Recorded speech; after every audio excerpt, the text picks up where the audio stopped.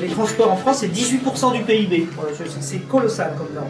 Ça veut dire 1,34 million de personnes employées dans les transports. Donc le constat qu'on va faire, il est accablant pour les politiques menées jusqu'à présent. Elles sont souvent contre-productives, de toute façon tournées essentiellement vers une vision de rentabilité qui répond en fait globalement à des injonctions européennes en matière d'austérité. Par exemple, en 2021, les opérateurs privés jouissent du réseau ferroviaire et c'est la fin du monopole du service public. En 2003, pardon, on a déjà fait l'expérience. L'équivalent, c'est produit pas pour le transport des personnes, mais pour le fret. D'accord? Et donc on sait ce que ça donne. Hein? L'ouverture du réseau à l'international a fait entrer 20 compagnies concurrentes à la SNCF. Le trafic du service public donc a baissé de 40%. Et la baisse du trafic s'est généralisée. En fait, plus de transport routier, du coup, puisque moins de fret. Ça s'est transposé. Le fret se reporte sur la route. La priorité donnée à la route, quelles que soient les distances parcourues. C'est-à-dire qu'on propose, enfin ça je ne veux pas le dire, mais oui. Toi, tu es dans le constat. C'est vrai, excuse-moi, j'y reste. J'ai beaucoup de mal à suivre les rails. Bien. Bravo. Le transport, c'est 29% du total des émissions de CO2. Du total en France, 29%. Le transport routier, c'est 92% de ces émissions. Il y a 26 millions de véhicules. Je vous rappelle qu'on est, pour vite faire le rapport, 65 millions de Français, il y a quelques enfants qui ne conduisent pas. Ils vont bientôt conduire de plus en plus facilement puisque Macron vient de nous dire que le permis va devenir gratuit. En allant vite, on peut aussi ranger tout ce constat par secteur, parce que ça c'est plus imagé. Donc j'aurais peut-être dû commencer par là et enlever la première partie, mais je me suis dit, je serais pas assez long. Là, je vais bien faire les 10 minutes, mais en fait, je dis 2 fois exactement la même chose. Les avions, c'est 3% par rapport à la pollution des émissions de CO2. C'est pas grand-chose. Mais parce qu'il n'y a pas beaucoup d'avions, en fait. Mais par contre, un avion, ça pollue énormément. Des quelques chiffres, ça vous intéresse. 15 000 emplois supprimés depuis 2010 chez Air France, qui encaisse le dumping social. Et à Tours, on a un joli exemple à Tours, les compagnies locaux sont financées par la collectivité locale. 3,8 millions pour ceux qui ne s'y sont pas encore intéressés, mais il commence à y avoir des choses qui circulent, notamment une pétition.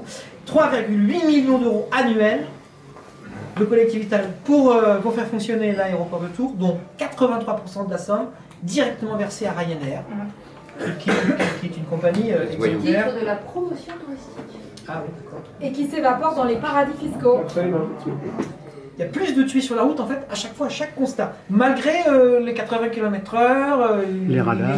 Les radars, c'est pas ça, c'est pas la bonne politique. Voilà. Bravo. Alors les 3 autres propositions donc, de la France Insoumise, les transports gratuits, pourraient étendre la gratuité donc, à l'ensemble des voyageurs. C'est-à-dire mettre fin au transport routier diesel dans les villes en créant une rupture de la chaîne logistique et en organisant des centres de distribution urbaines localisés dans les gares, dans des nœuds autoroutiers, des sorties d'autoroutes, des ports, pour permettre à partir de ces centres la mise en place du dernier kilomètre par des transports non polluants. Ainsi, un convoi fluvial, tu l'as rappelé Monique, de 1500 tonnes équivaut à 47 camions de 32 tonnes. 6e proposition, c'est la dernière, arrêter les grands projets inutiles. Vous avez en mémoire l'aéroport de Notre-Dame-des-Landes. Autre projet inutile, c'est bien sûr la liaison ferroviaire Milan-Turin. La ligne ferroviaire actuelle entre la France et l'Italie permet immédiatement de porter 2000 camions par jour sur des trains et donc de diminuer la pollution dans les vallées alpines.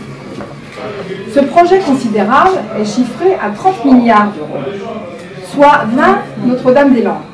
Au départ, les concepteurs du projet tablaient, il y a 30 ans, sur un triplement du fret.